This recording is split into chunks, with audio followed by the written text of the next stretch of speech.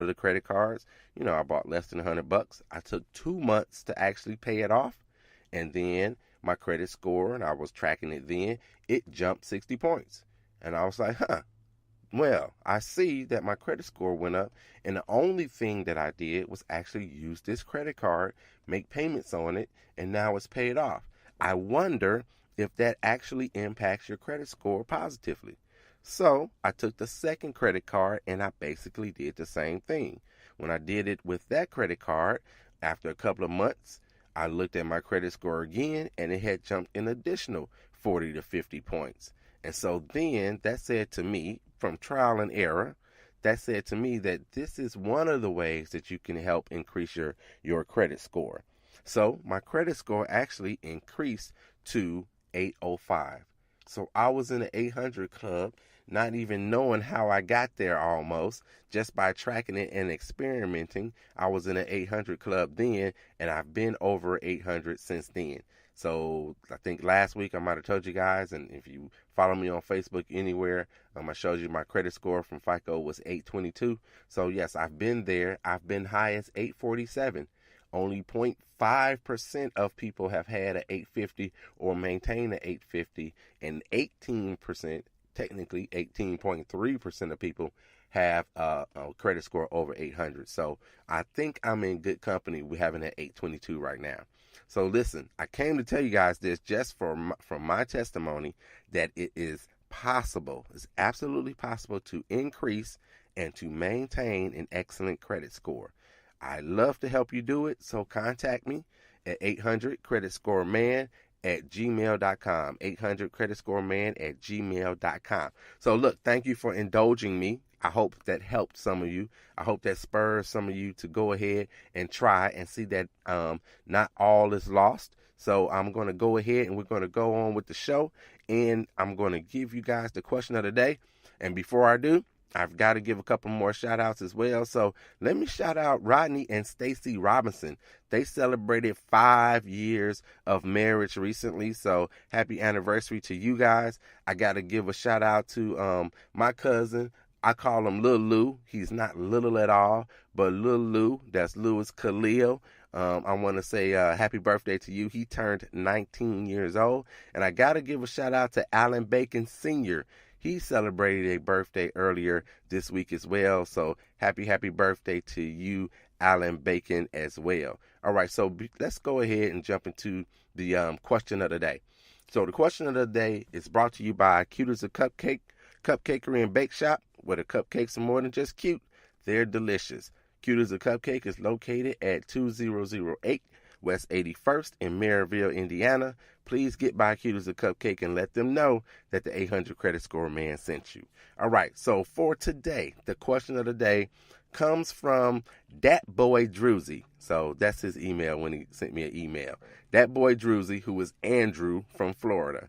And Andrew asked a question. Actually, Andrew asked several questions over several days. Andrew asked plenty and plenty of questions, and he even called me on the carpet. He said, you said there are no stupid or there are no dumb questions. And so Andrew asked question after question. I think he's trying to rival Brandon from Illinois, who asks a lot of questions and it's always on the show. So from Andrew, thank you so very much. I appreciate you. Keep those questions coming. So his question was this: does your credit affect the rates of car insurance? And if so, do they run your credit? Well, Andrew, I'm glad that you asked this question. Funny enough, this came up earlier this week. I was actually on a show based out of Columbus, Ohio. The host is Shanika Flynn. I was on her show this week, and we discussed this same thing about your car insurance rates and if it's impacted by your credit score. And yes, your car insurance rates are impacted by your credit score. So not only do they look at what kind of car you drive, even what color car you drive, how many miles you put on it, what have you had accidents, and what's your driving record. Part of what they're looking for as well is how good is your credit. Now you say, what does that have to do with my car insurance? The reason they do that because the perception is that a person with a good or a better credit score is simply more responsible than a person with a lower credit score. And that's why they look at that as well. Also, if you have a bad credit score, chances are you have a bad credit score because of financial issues. So if you got a lot of collections and things of that nature that you just simply can't pay, the possibility that you, as a person that might be stuck in a bind, would go ahead and leave your car sitting somewhere with the keys in it, somewhere in a bad neighborhood that it might come up missing, and then the insurance company will have to pay for that, are higher than not. So that's why they look at your credit score. And yes, they do. And it does mean that they take it into consideration when they give you your rate. So if you have a better credit score, then yes, your rate could be a little bit lower than other people. I have no idea how much. I don't know what like percentage of weighting that your credit score has when it comes to it, but it absolutely is considered when it comes to your car insurance rates. And yes, they do run your credit. Now listen, there are hard and there are soft inquiries.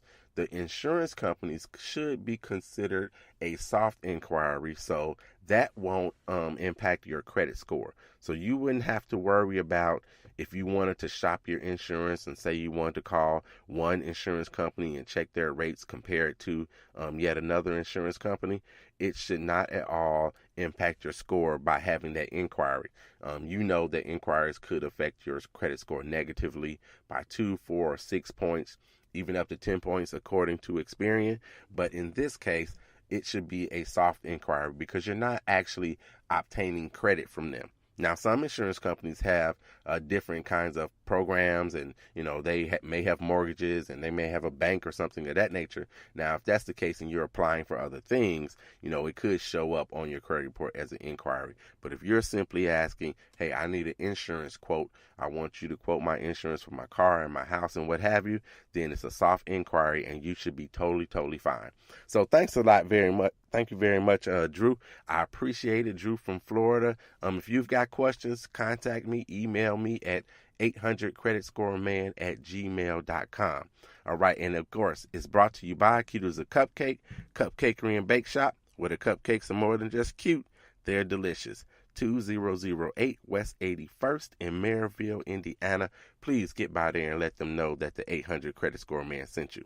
Now, since I mentioned that I did talk about this with the show that's based out of Columbus, Ohio with Shanika Flynn, since I did mention that, it is of note, I will let you know that I'll be a regular on that show. I will be a regular on that show starting in the new year. So all the people that are in Columbus, Ohio and around Columbus, Ohio, you can catch me over there as well. The first Thursday of every quarter, I'll be there, and it's probably going to increase because you guys know I got a bunch of information to give out. So it was a great time, and thank you very much, Ms. Flynn. I appreciate the opportunity to talk to your audience. All right, so let's jump into this. I want to give you some things really quickly so I can get you out of here, let you know some of the things that you can do to start you on the road to getting that 800 credit score. Now, before I do that, let me give a couple more shout outs. Carlos Paul from Lew Wallace High School, my high school. He celebrated a birthday earlier this week, so happy birthday to you, my fellow Hornet.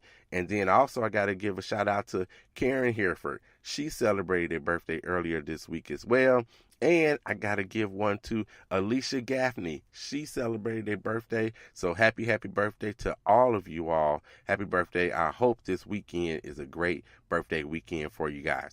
All right, so let's do some of the things that if you want that 800 that you ought to do. Number one, it's not going to happen overnight. So you need to make sure that you have the right expectations. People get frustrated when they look at their credit score and it hasn't moved enough for them. But if you started at a 600, you're not going to have an 800 in 6 months. You just need to know that. So there's sometimes people have lofty expectations and a bad time frame. You can get there, but it may not be just in 6 months or 9 months, all depending on where you are. And then sometimes the higher your score, the more difficult it is to gain those additional points. So if you're sitting at a 7, 736 and you want to get to 800 and you're like, why is it taking me so long to get to this 800? The higher your score, the harder it is to make that leap over to 800. So govern your expectations accordingly. All right, number 2, pull your credit report from all 3 credit bureaus. Compare them. Make sure they all have the same and correct information. You need to do that. Number 3, concentrate on correcting the info that impacts your score. That's important. The ones that impact your score. So not the fact that they have your employer wrong or you live in apartment B3 and it just says apartment B, or they have an old address listed. Not that that information isn't important, because I told you guys you want to keep that up to date. But when you're starting to do this, it can be frustrating to continue to contact the credit bureaus and they don't make those changes. So you spend your time doing those things which don't impact your credit score instead of working on the things that actually impact your credit score. So that all that stuff can be changed later. It's lower, much lower on your priority list. The things that are on your priority list are anything that's wrong that's in an account on your credit report. If you had a late payment, if you had a collection, those things are the priority when it comes to trying to increase your credit score. Number 4, devise a plan to lower your credit card debt to under 30% of your balances. So get that plan in place and start to work that plan to get your credit card balances under 30%. It's going to do wonders for your credit score. And again, the lower the better. Don't close those credit cards, but get them under 30%. If you get them to 0, great. Don't close those credit cards, but get them under 30%. You will be absolutely surprised and amazed how much your credit score will soar if you do that.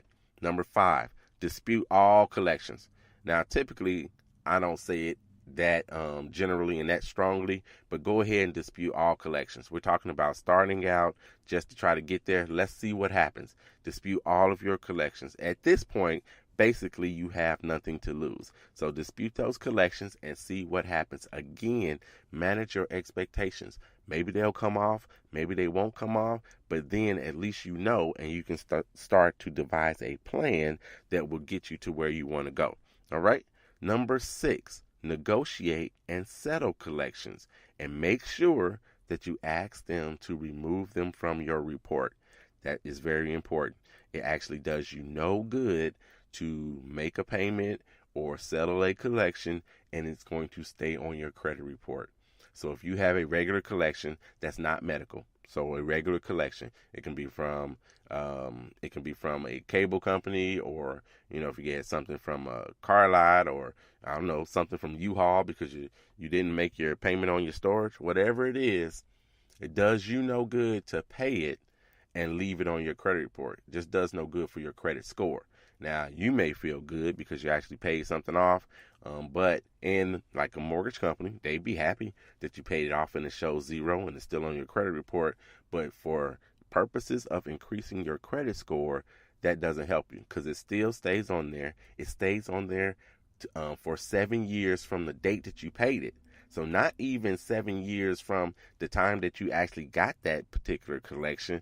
It's going to start all over. So say you paid a collection after it's been on your credit report for 6 years. You finally paid it, and then you didn't have it removed. So now it's going to stay on your credit report for another 7 years. So on your credit report for 13 years. You might as well, in this particular instance, if you weren't buying a home and it wasn't impacting you so much, you probably would have been better off by letting that 1 year just lapse and let that collection fall off your credit report, because it's going to fall off after 7 years, sometimes 7 years plus 180 days. So make sure that you do that. Dispute all those collections, all right? Then negotiate and settle those collections. Number 7, this is the last one I'm going to give you for today. Number 7, judgments, new or old, should no longer appear on your credit report as of July 2017. So if they're still there, I talked to plenty of people who still have judgments on their credit report. So they should no longer be on there after July of 2017 per the new agreement. So If they are still on there, you need to contact the credit bureau. Now, if they won't remove it, because I've done this already, right? We're in the month of October. This was supposed to happen in July. Got plenty of clients where it didn't come off. Most clients, it did come off. So